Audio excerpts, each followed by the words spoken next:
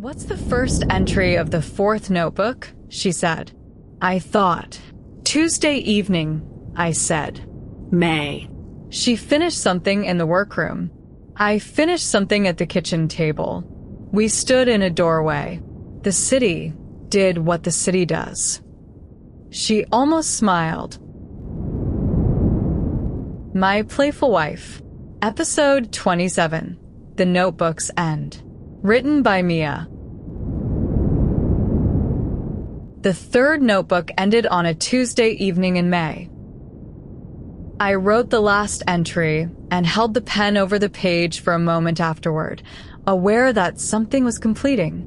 Not the story. The story was ongoing, would go on being ongoing, had no natural ending of the kind that stories are supposed to have, the kind where a door closes and music plays. But this particular telling of it, this record, this object, was full. The pages had thinned toward the back the way they do, announcing the end before I was ready, and now there was one line left of room, and I had used it, and the third notebook was a finished thing. I sat with it a while at the kitchen table. 3 notebooks. I lined them up in my mind, the way you do with a thing you have made across a long stretch of your life.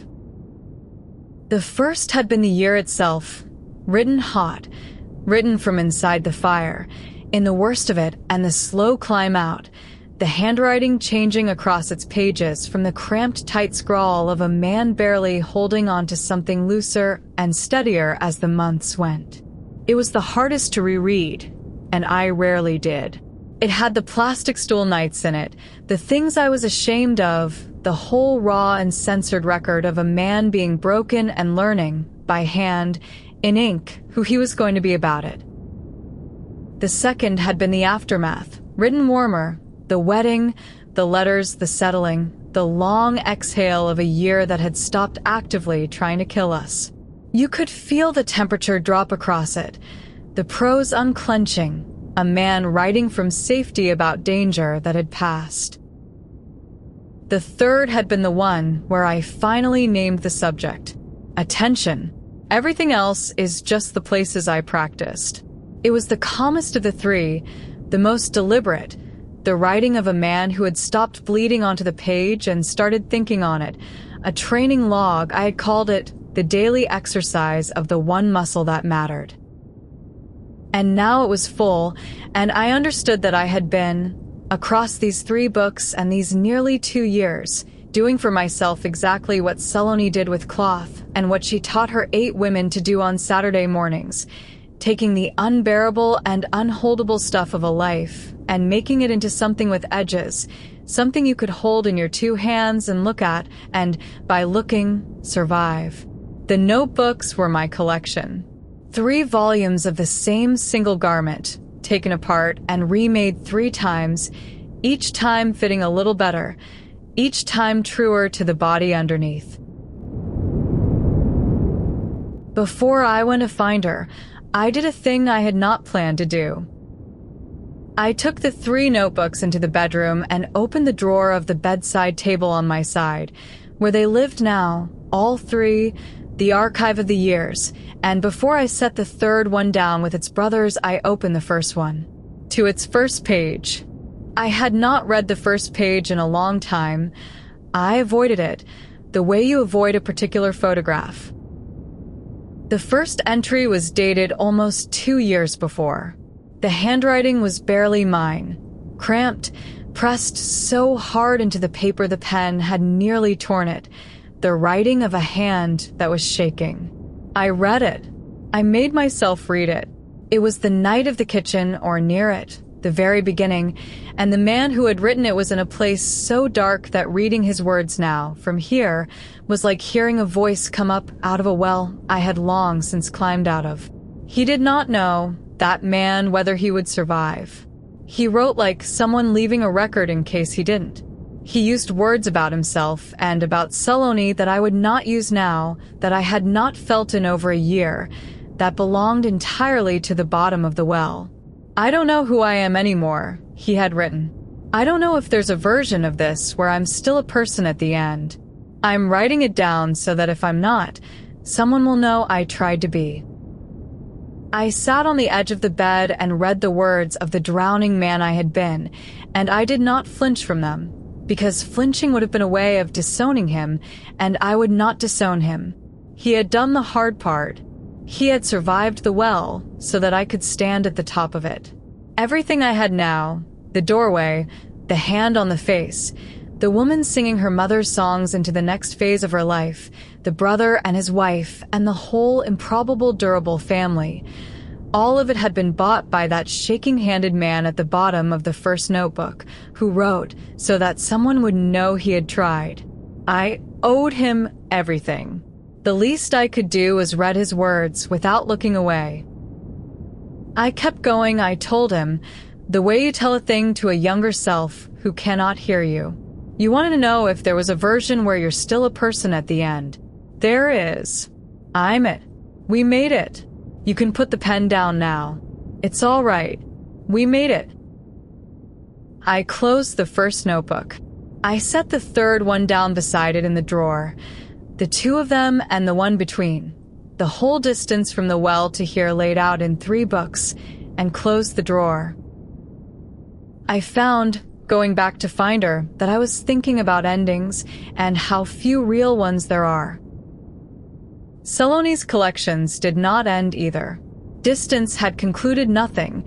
It had opened onto the second collection, which had opened onto this third, the December one taking shape on the rail right now. Each was called finished and shown and sold, and then immediately became the soil the next one grew from. There are no endings in the work that matters. There are only the places you decide to stop and show what you've made so far before going on making. The third notebook was not an ending. It was a place I had chosen to stop and look at what I had made, and then I would go on. This was, I had come to think, the deepest thing the two of us had in common, deeper than the love, or rather underneath the love, holding it up, that we were both makers of the kind of thing that never finishes. Some people make objects that complete, a bridge, a meal, a sold house. We made the other kind, the kind that is really just a practice wearing the temporary costume of a product. Her collections were the costume her practice wore. My notebooks were the costume mine wore. But the actual thing, in both cases, was the daily, endless, unfinishable act of paying attention and making something out of what you saw. You don't finish that. You keep doing it until you die, and then, if you are lucky, you have left enough of it in the people you loved that it goes on coming up in them. The way Saloni's mother's songs went on coming up in Saloni. The way, I hoped, something of me would go on surfacing in whoever I had managed to pay enough attention to. And the fourth notebook, the one I hadn't yet bought, would be the costume my practice wore next, but worn differently. The first 3 had been about understanding the year backward. The fourth would be about living the days forward, recording them while they happened instead of after, which is a harder and humbler thing. Not what does this mean, the old safe backward question, but simply this is happening and I am here and I am seeing it. To stop converting the present into past so that I could understand it, and instead let the present stay present, unconverted, alive, slipping by uncomprehended and beautiful. To be there for my own life in real time, which was the one thing I had never managed in all the comfortable years before the fire, when I had been present for almost none of it and had understood even less. It is the hardest discipline I have ever set myself, and the one I will be failing at and attempting again every day until I die. But I had 3 notebooks of practice behind me now. I had learned to see the year once it was safely over. The fourth notebook was where I would try at last to see the day while it was still dangerously happening, and where I would have to learn the subtler thing too, which moments to write down and which to merely stand inside, too alive to be kept on a page. I did not yet know how to tell them apart. I would learn it the way I had learned everything else this year. Late, by hand, by getting it wrong a few times first. The cheap lessons you can be told. The real ones you have to be ruined by and remade by, and only then do they stay. I had been ruined and remade exactly once, comprehensively, and it had taught me the only things I actually know. I was not eager to be ruined again, but I was no longer afraid of it, either, which is its own kind of freedom, perhaps the only kind worth having. Not the absence of the catastrophe, but the absence of the fear of it. Saloni was in the workroom. I could hear her in there, the particular sounds of a person mid-process, the scissors, the long silences, the occasional muttered assessment aimed at herself.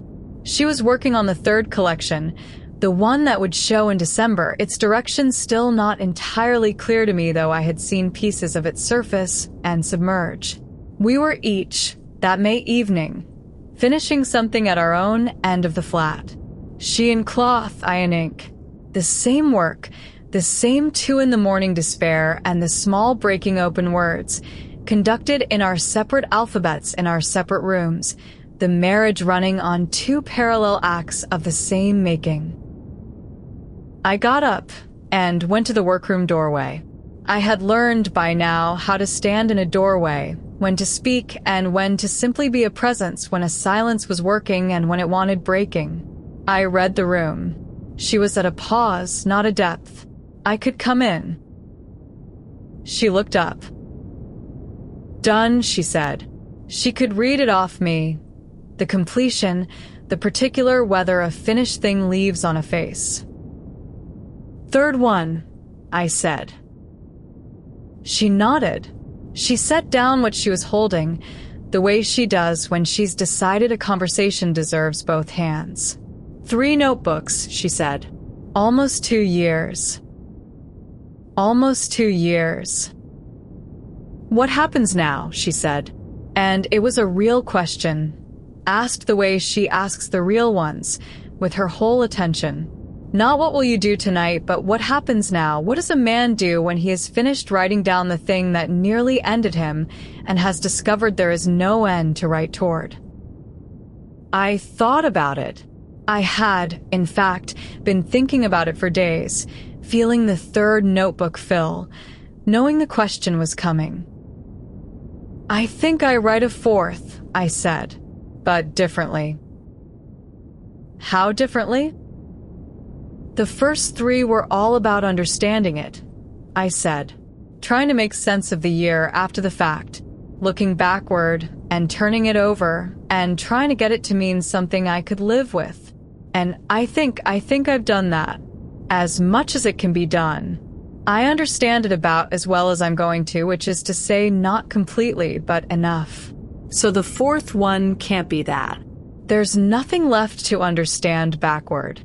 I leaned against the doorframe. I think the 4th one is about living in it, not understanding it afterward, recording it while it's happening, just writing down what it actually is in the present as it goes by, the grain of the ordinary days, not making sense of life, just attending to it while I have it. She looked at me with the expression that means she is seeing a thing clearly. That's harder, she said. I know. It's much harder. Understanding after is safe.